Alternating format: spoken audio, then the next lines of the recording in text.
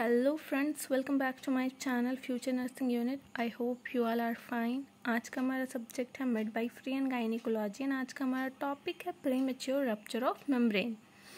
आज के इस वीडियो में हम लोग definition, causes, risk factor, types of premature rupture of membrane and clinical features, diagnostic evaluation and management of premature rupture of membrane को देखेंगे। तो सबसे पहले है डेफिनेशन। Definition में spontaneous rupture of membrane any time after 28 weeks of gestation but before the onset of labor is called premature rupture of membrane।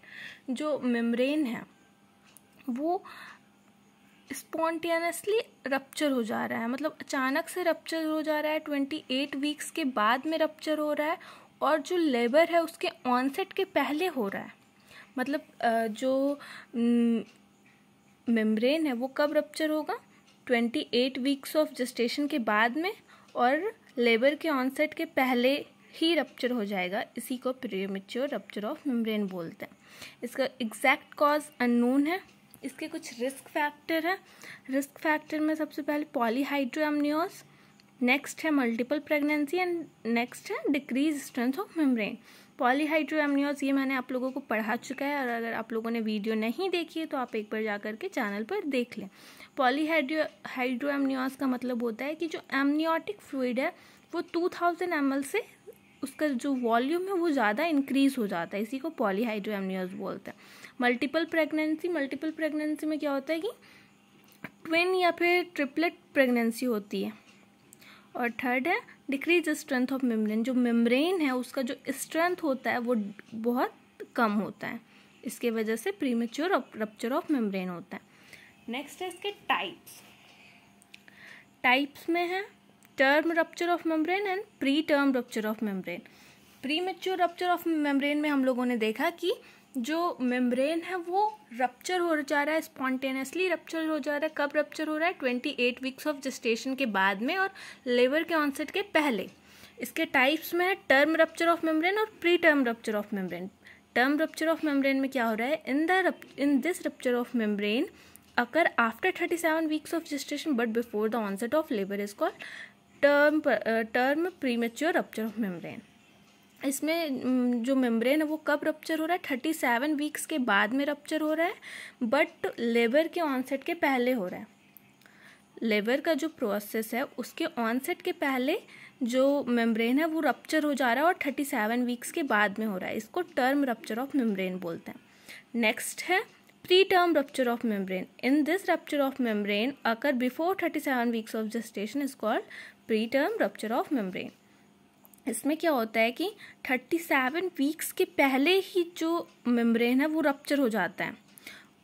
Term rupture of membrane में क्या हो रहा था कि 37 वीक्स के बाद में हो रहा था बट लेबर के ऑनसेट के पहले हो रहा था। और प्री टर्म में क्या हो रहा है? 37 वीक्स से पहले रप्चर हो जा रहा है मेम्ब्रेन।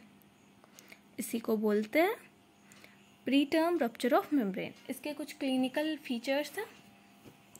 सबसे पहला क्लिनिकल फीचर है, मतलब इसके ज़्यादा क्लिनिकल फीचर्स नहीं है, इसके क्लिनिकल फीचर्स में है कि sudden discharge of amniotic fluid. अगर जो मेम्ब्रेन है वो रप्चर हो जा रहा है तो फिर एमनियोटिक फ्लूइड सडनली बाहर आने लगेगा। ये इसका मेन साइन है।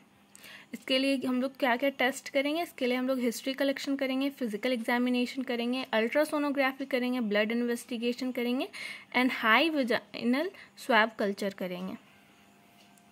इसका हम लोग मैनेजमेंट कैसे करेंगे? इसके मैनेजमेंट में सबसे पहले हम लोग term premature rupture of membrane है, हम लोगों ने टाइप में देखा टर्म रप्चर ऑफ मेम्ब्रेन। अगर टर्म रप्चर ऑफ मेम्ब्रेन है तो इसका मैनेजमेंट करेंगे स्पॉन्टेनियस लेबर विदिन 24 आवर्स। हमें तुरंत लेबर की तैयारी करनी होगी 24 आवर्स के अंदर। In case of not spontaneous rupture give oxytocin. अगर लेबर का प्रोसेस स्टार्ट नहीं हो रहा है तो हम उन्हें ऑक्सीटोसिन देंगे, ऑक्सीटोसिन का इंजेक्शन देंगे। If any obstetric complication occur then CS is perform. अगर किसी भी टाइप की ऑब्स्टेटिक कॉम्प्लिकेशन होगी तो हम लोग सिजेरियन सेक्शन परफॉर्म करेंगे। नेक्स्ट है pre term premature rupture of membrane. इसमें क्या करना है, कपल अगर 37 वीक से पहले हुआ है रप्चर ऑफ मेम्ब्रेन तो कपल काउंसलिंग करेंगे, और इंडक्शन ऑफ लेबर, अगर लेबर का इंडक्शन पॉसिबल है तो वो करने की कोशिश करेंगे। और नर्सिंग मैनेजमेंट में हम लोग क्या करेंगे, नर्सिंग मैनेजमेंट में हम लोग पेशेंट को बेड रेस्ट के लिए बोलेंगे, स्ट्राइल वल्वल पैड यूज़ करने को कहेंगे, अवॉइड वजाइनल एग्जामिनेशन अवॉइड करना है नर्सेस को। Next, take vital sign every 4 hourly with foetal heart rate, हमें वाइटल साइन लेते रहना है एवरी 4 आवर्ली, और फीटल हार्ट रेट भी चेक करते रहना है, मदर का वाइटल साइन एंड फीटल का वाइटल साइन लेते रहना है।